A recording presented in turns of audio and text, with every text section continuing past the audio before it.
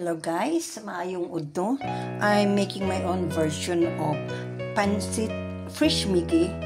Galing ako ng carbon, so instead of using the carrots na yun yung talagang traditional na I make use of the kalabasa para man magka-blend naman yung iba-ibang kulay na gusto ko.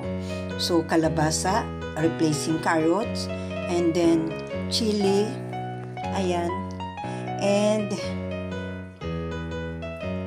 what is it? The cabbage, and then the fresh Mickey. Ito, kasi nagutom ako, ito lang yung naisip kong pinakamadaling lulutuin ko. Tulog pa yung alaga ko eh. May sarili siyang Korean food ata yung gusto niya, pero dahil talagang gutom na ako, at saka may leftover kami na karne kahapon. Ayan yung leftover na karne kahapon. So, ayan na, ginisa ko na. Yung itim na nakikita nyo, ayan yung mushroom na itim. Ayun. Hinalo ko na siya. Para naman, actually malambot na siya. Gusto ko lang talaga mag-mix yung aking mga see? Napakalambot na talaga. Saka ko lalagay yung aking mga fresh Mickey at saka yung mga gulay para naman hindi masayang.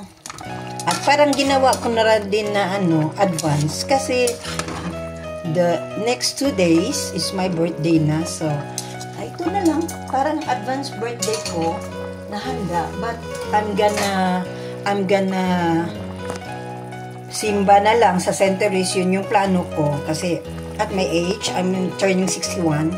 So, thankful ako for all the years na binigyan ng Panginoon sa akin. So, hanggang ito, yung pakonti-konti, importante sa akin, kasi sabihin mang, hindi ko na need kasi yung maglalagay at maghanda-handa ko ng marami. Kasi, first and foremost, hindi ko na binibili kasi kaya.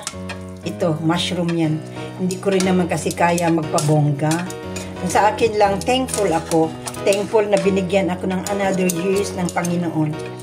And, as usual, parang itong dinadasal, katahimikan, kapayapaan sa buong mundo, at higit sa lahat, yung tibay ng aking kalooban at katawan, para naman magiging ako dun sa pamamasukan ko dito. Yun paragi ang hinihingi kong dalangin sa Panginoon. Kita nyo ba? Ayan. Yung namin, lagi kaming may orasan. Ayun yung nasa dulo. Kasi yan yung ng amon. So, ayan. Ilalaglag ko na yung kalabasa.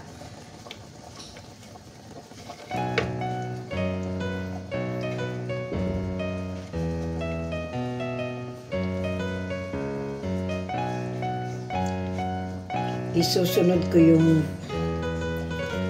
tapos yung pancit fresh Mickey, kasi ihuhuli ko yung cabbage. Okay, yun naman talaga. Ay, bebe, you're awake na pala. I'm making pancit, baby, because I am so hungry and I didn't want to wait for you to wake up, so I make fresh Mickey na lang. I think you're gonna like to eat this. This is the very first time that I cook fresh Mickey, and then you're gonna eat fresh Mickey also. Okay. But your mommy said that you're gonna be you're going to have some Korean food. Yeah. The reason why I bought some of the things in Robinson yesterday, so you can have something.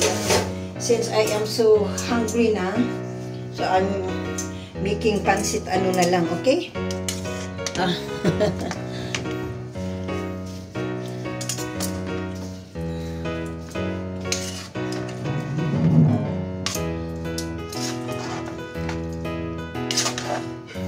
Can you wait for this? Or, will you please, your, bebe? You know that, alright? Because I'm going to serve this while still hot, and I'm done. Okay. Okay? Ay, yung alaga ko kasi kagigising lang. Iniwan ko kasi siya. Nag-carbon ako. Kasi nga, inano ko yung pagkakataon na wala silang pasok. So, ayun, pumunta kami ng carbon. And, kinuha namin yung pera doon sa ano, para pang sahod namin ni Alvin at sa akin. So,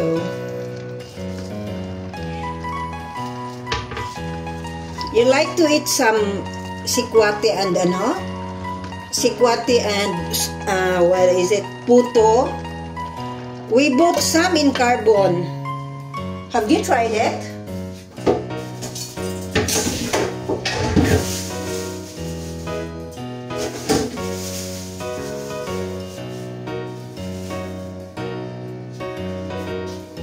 So, yun na yun, guys. At ito na yung magiging ano ko, okay? Salamat sa inyong panunood.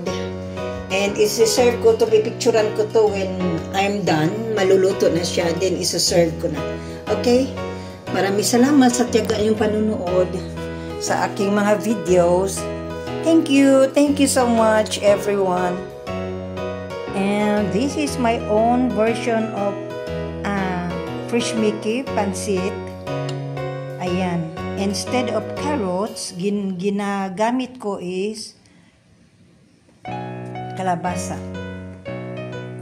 Ayan. Okay, ito yung magiging almusal niya at yung sa akin nandun. Ito yung ginawa ko ngayon. Gutom na eh. From carbon ako. So, thank you for viewing.